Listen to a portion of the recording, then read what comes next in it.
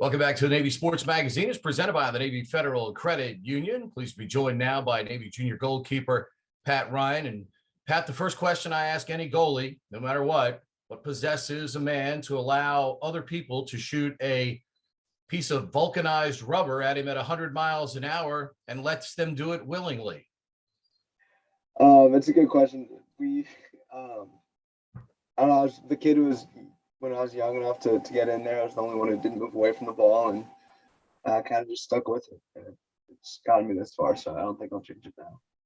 Well, I mean, I often tell, baseball players, fastest way to get on the field is to be a catcher. I tell lacrosse players, the fastest way to get on the field is the goalie, because there's a lot less competition down at that end between the pipes.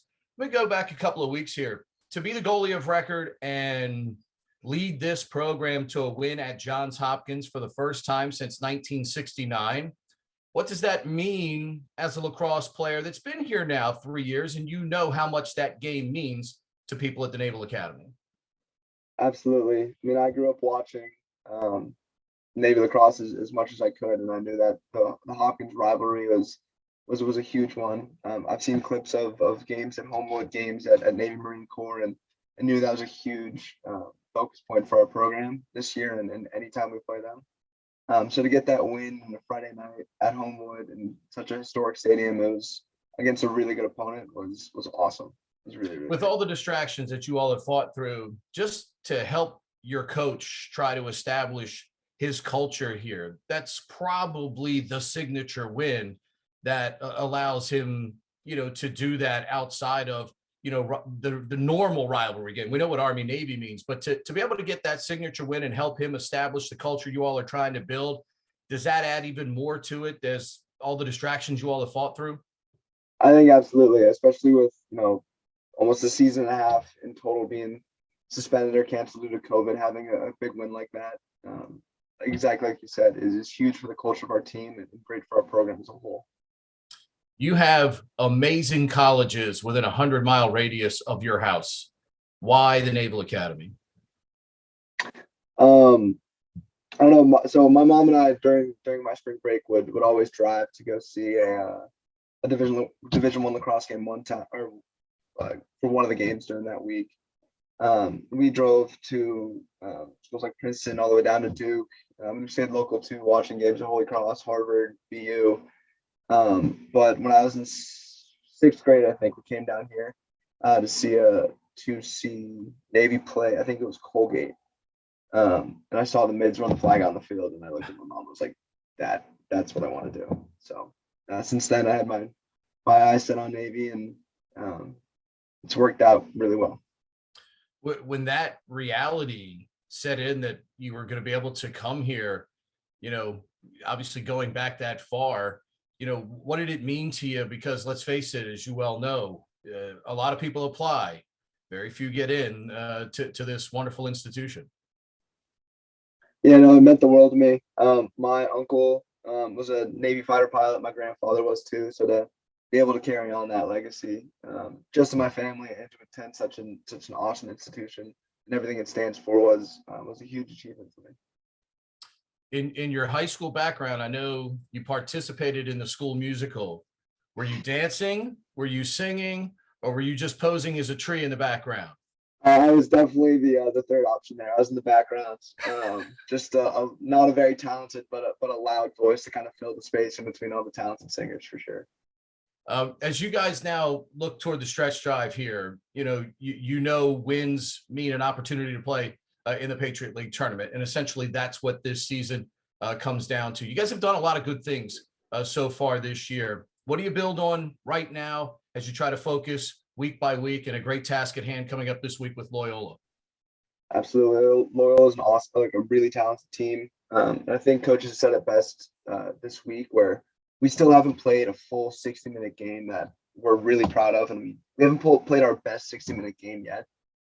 So taking the little pieces from, moments at Hopkins to moments against Colgate, moments against Holy Cross, and putting them all together into one full 60-minute game is what we're trying to achieve this weekend. And if we can do that, we're going to have a really great chance of winning this game on Saturday.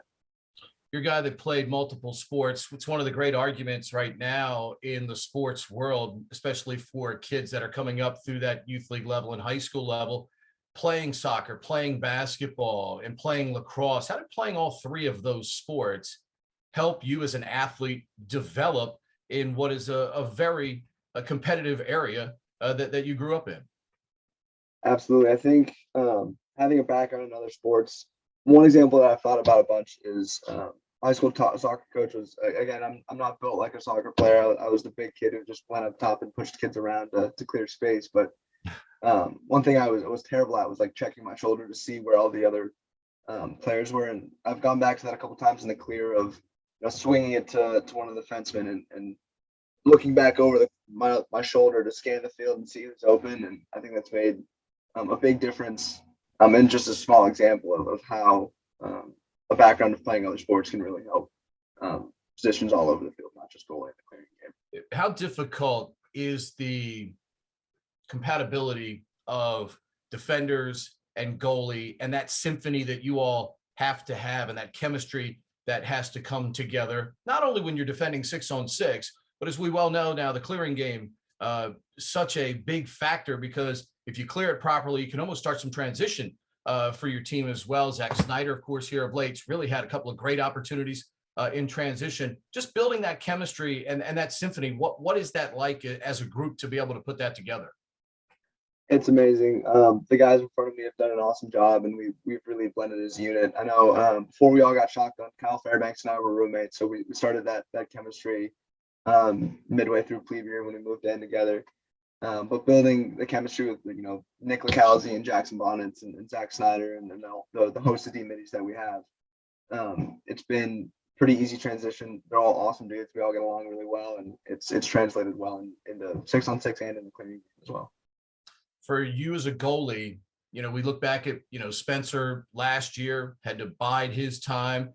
You, of course, have had to bide your time. Both of you had to deal with COVID disruption. So it's not like you're able to go out there and work on your skills, even on your own there for a while. But what was the key over the first 2 years to try and maintain your skill set as much as you could, and obviously answer the bell now that your team has asked you to play that role on a regular basis? I think watching and learning from Ryan Curd my freshman year and Spencer Reese last year, and seeing what they did really well on and trying to hone my skills in that, but also seeing what some of the things they struggled on were and trying to get better at those as well, so that I could continue the legacy of really talented Navy goalies. And I'm nowhere near that yet, but hopefully I will be soon. I appreciate the time today. Best of luck on Saturday. We'll see you against the Greyhounds. Awesome. Thank you.